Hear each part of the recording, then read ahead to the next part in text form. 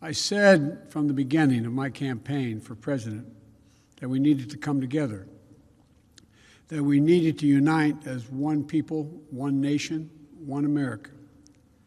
I said in my kickoff speech in Philadelphia, I said that very same thing when I spoke at Gettysburg. I said that in my inaugural address. And I believe with every fiber on my being, there are simply some core values and beliefs that should bring us together as Americans. One of them is standing together against hate, against racism, the ugly poison that has long haunted and plagued our nation. The Vice President and I, as I said, met a little bit earlier, just before this, with leaders from the Asian American community here in Georgia. We talked about Tuesday's mass shooting, about another example of public health crisis of gun violence in this country. 8 people killed, 7 women, 6 were of Asian descent. All fellow Americans, each one of them we mourn. Their families are left with broken hearts and unanswered questions. And the investigation is ongoing, and the Vice President and I are being regularly updated by the Attorney General and the Director of the FBI, working closely with Governor Kemp and Mayor Bottoms and local officials. But whatever the motivation, we know this: too many Asian Americans have been walking up and down the streets and worrying, waking up each morning the past year feeling their safety and the safety of their loved ones are at stake. They've been attacked, blamed, scapegoated, and harassed. They've been verbally assaulted, physically assaulted, killed. Documented incidents of hate against Asian Americans have seen a skyrocketing spike over the last year, let alone the ones that happened and never get reported. It's been a year of living in fear for their lives, just to walk down the street. Grandparents are afraid to leave their homes. Small business owners targeted and gunned down.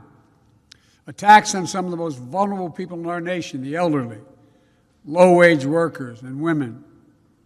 In fact, Asian American women suffered twice as many incidents of harassment and violence as Asian American men. We're learning again what we've always known: words have consequences. It's the coronavirus, full stop.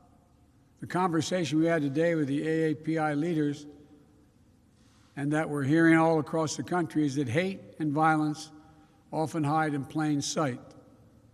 It's often met with silence. That's been true throughout our history. But that has to change, because our silence is complicity. We cannot be complicit.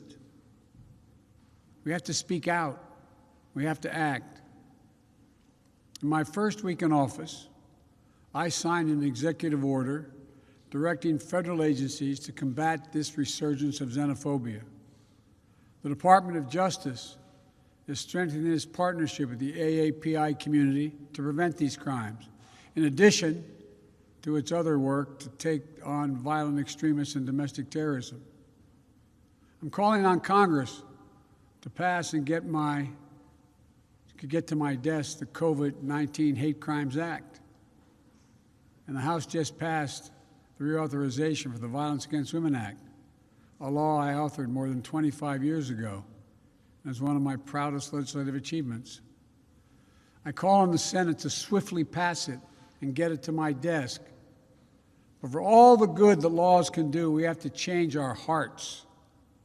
Hate can have no safe harbor in America. It must stop. And it's on all of us together, to make it stop. Hi, everyone. George Stephanopoulos here. Thanks for checking out the ABC News YouTube channel. If you'd like to get more videos, show highlights, and watch live event coverage, click on the right over here to subscribe to our channel. And don't forget to download the ABC News app for breaking news alerts. Thanks for watching.